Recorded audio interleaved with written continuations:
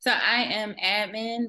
My name is Lenora Felder. I'm an admin at Statesman College Preparatory Academy for Boys in DC. Okay. Um, my current role is Director of Special Initiatives, but last year I was the Dean of Upper School, which would be like the middle school principal. And before that, I was a math specialist there, and I've been in education from college to K to 12 for over about 10 to 15 years. Oh, wow. So I've kind of seen the gamut of things from, starting at the collegiate level, but then coming down to the K to 12 level. So our school is in in DC, in Southeast DC. So we have grades fourth to eighth grade, all black and brown boys. So they come with a lot of trauma, a lot of learned proclivities to expressing whatever they're feeling with physicalities. So when I saw your email, I was like, oh, okay, well, that's something we got experience on. Okay. All right. So this very first one is, have you ever been in a physical altercation with a student or have witnessed that or know anyone, or do you have any examples of anything firsthand? Oh, yes, I have witnessed many of them. I am thinking about recently this school year. There's a student who he is what would be level four emotional disturbance. So he frequently had these outbursts, and he wanted to go outside, and the administrator was like, you can't go outside, and he punched him, and yeah, he punched him, and Oh, broke his glasses. oh. So is that how common do you see that on a regular basis, or is it this kind of, is it rare or? So I want to say I see. So there's different levels of physicalities. Like Yeah. so there's a lot of like thrusting your body around, which is very common. But actually, like making contact with a teacher like that, like really going after him like that, that's not common. Yeah. So and when it is, it's normally in students who are like we know that they are emotionally disturbed, they have it. So it's more of an expected thing in them as opposed to other kids, but so you see a lot of like throwing the body around, but you don't necessarily see them making contact with an adult in that way. Okay. All right. So would you say it is would you, the next question is, how much more common is that now than say 10 years ago? Do you think, is it happening a lot more often, or is just social media and the news just kind of reporting it more so than 10 years ago, or is it, has it gotten better or worse, or what are your thoughts? I think it's a combination of it's happening more often. It always happens. So it's happening more often, but it's actually just being captured and exacerbated, and people see it because of social media. I think that there is definitely a breakdown in the relationship between, I would say, the general public and educators, where there's no respect for educators. So there used to be a time where it was like you're a doctor or a lawyer and an educator. Those are like the esteemed the professions. But I think there's a general decline of respect, and it's like glorified babysitters. And I wouldn't even say it's as the respect level is even that. It's like kind of reducing educators to the help. And so when you think about like how they treat the help, think about how they treat waitresses, think about how they treat janitors.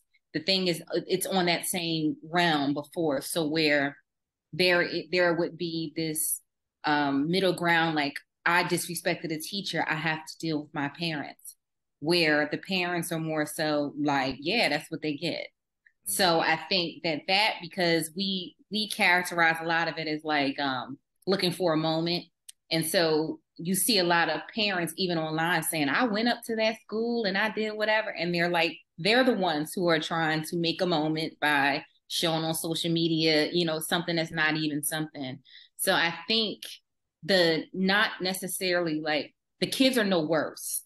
I think that the conditions where what's acceptable, it has gotten to a point where it's like the parents want in on it too. So if you don't have anyone telling you that the behavior is not okay, they're actually condoning it, then you'll see an uptick of that. And I think that that's what's happening. All right, makes sense. Great, makes sense. So what do you think is causing all this hostility among students and teachers? Like, what would be the highlight of to you? Like, what would you highlight as the problem for it all? I think that it has absolutely nothing to do with teachers and students. It is kids are growing up in situations where there's no structure and support. And so if you don't have a regiment, you don't have adults who do the things that adults should do, like, feed you, clothe you, provide you safety and all those things. And or you are being what we call adultified, where you have younger siblings and you have to take care of them and all those things. You are essentially operating like someone who is older and more responsible than what you should be. You come to school and you have someone now telling you, okay, sit down and do your work and do these things at the times and when I tell you to do them. And then they don't have any coping skills on how to deal with the discomfort that they're feeling. So it becomes that. And then as an adult, it's you're still in the mindset of this child is talking to me like they're not a child. And the child is saying, I have all adult responsibilities. We are the same. So I think that that's a clash that's happening that people aren't really recognizing as much. And there's also the idea of, I can't read and write, and this lady is telling me to read and write, and I don't know what to do. I can't admit that I can't read and write, and it in the discomfort that I'm feeling, no one has ever given me any coping skills or the verbiage to say, I'm embarrassed because I don't know these words and I can't write these words. So I throw my body around. And, if they come near me, then I put that aggression toward them.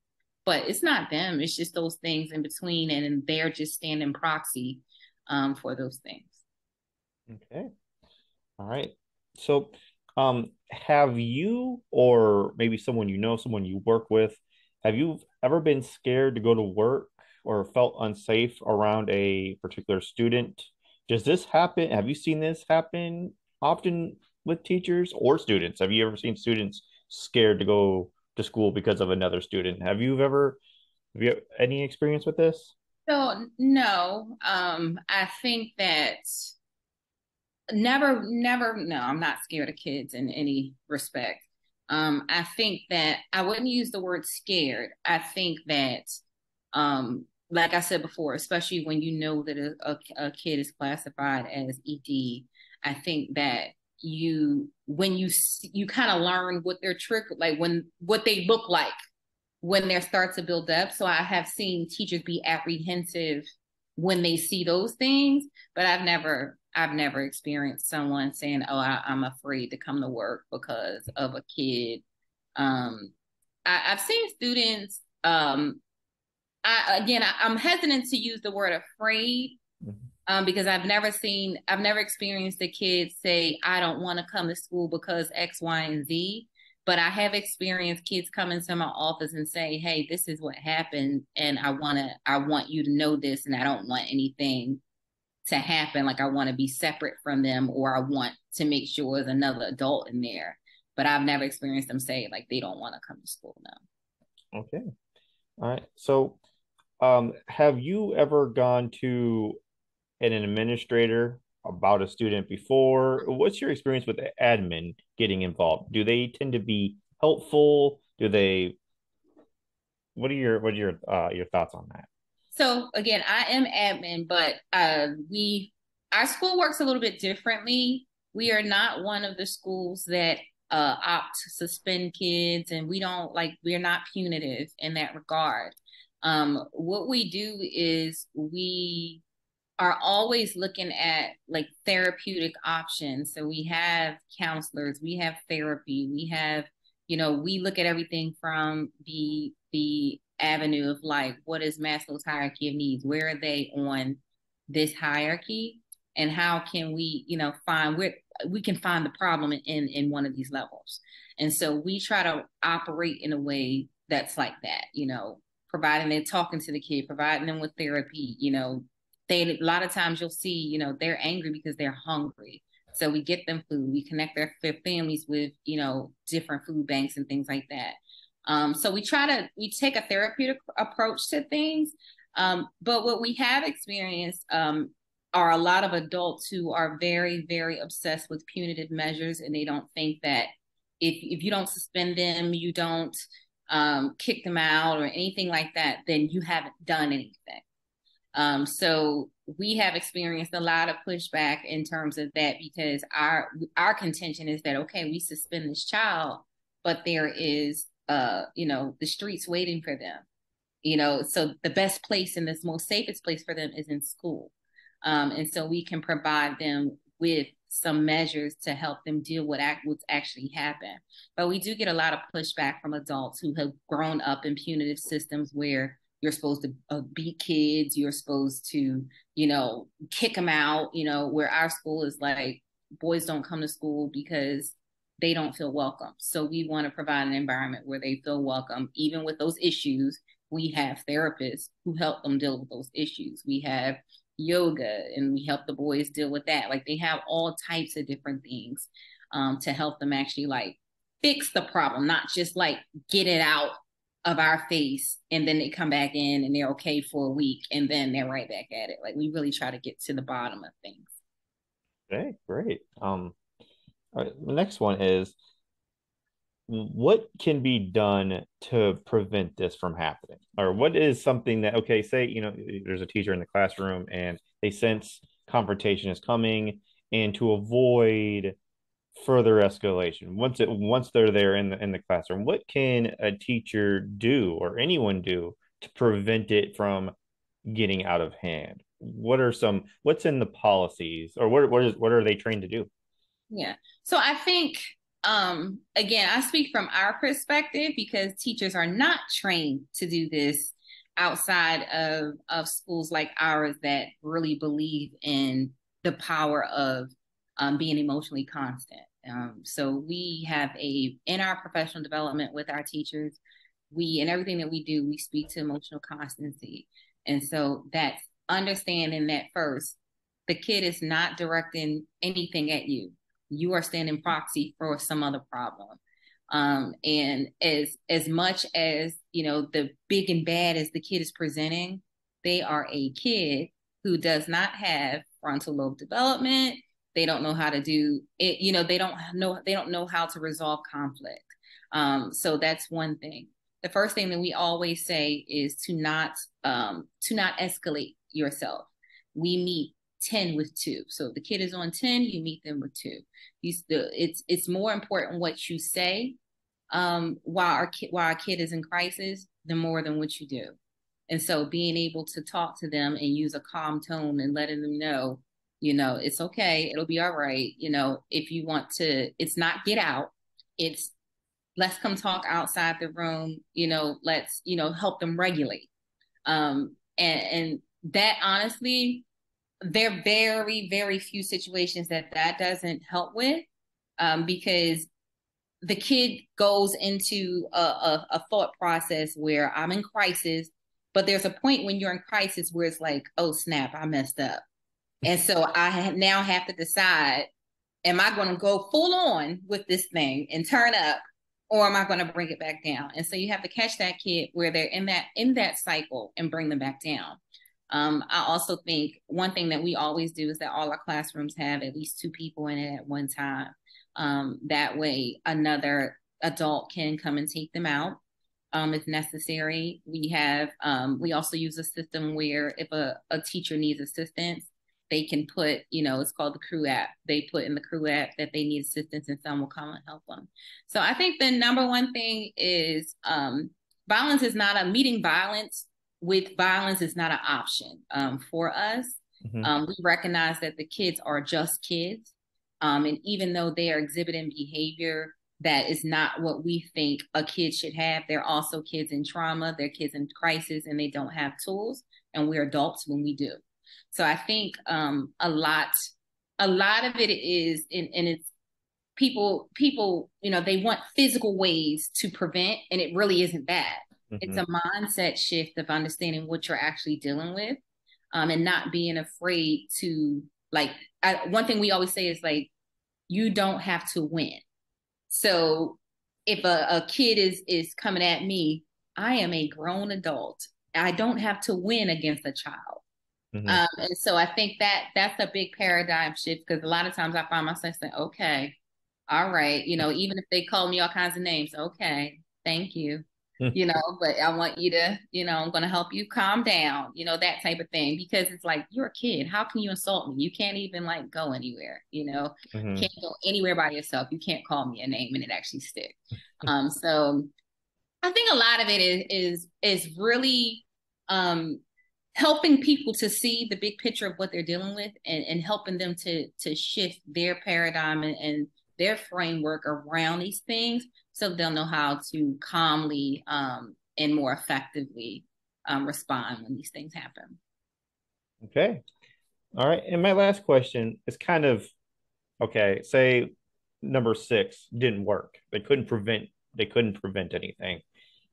And they're in this situation. They're in it does reach a boiling point, and they're, a physical altercation, a fight is happening between a teacher and student.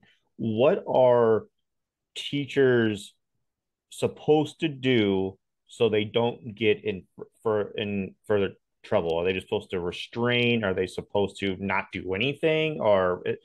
Because at what point is it okay for a teacher to have self-defense? Okay, so it's you're supposed to try to restrain, and just to keep their hands, get their hands away from you and get them in a position where they cannot harm you. What typically happens is, if if like a student will go get another adult, or like I said, our we already always have adults in the room, so that's a thing. But you typically happens that a student will get another adult, Mhm. because when you're in that situation, you can't pick up a phone and try to call, so Mhm. that usually happens when someone comes and assists them. I think and it's a difficult question, but self you're still an adult, Yeah. so that self-defense thing is not something that Mhm. is something you can say. You can't. The self-defense is the restraint. The self-defense is getting someone else involved. There is no time where it's okay for an adult to like say, okay, now you hit me, so now I'm going to hit you. That's not ever okay. Mhm. Because regardless of what people have, like I said, they are still kids.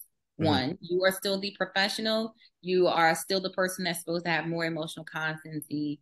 And then also, when all is said and done, you're the person that's going to get in trouble. You're the person that's going to lose their job, regardless of the situation. Like, all those things going to happen. So I think that people have to look at it. We a lot of times when people, this is an emotional topic, so they look at it from a point of fairness. And so it's not fair that a kid can hit me and I can't hit them back. But the idea is not necessarily about fairness, it's what's appropriate.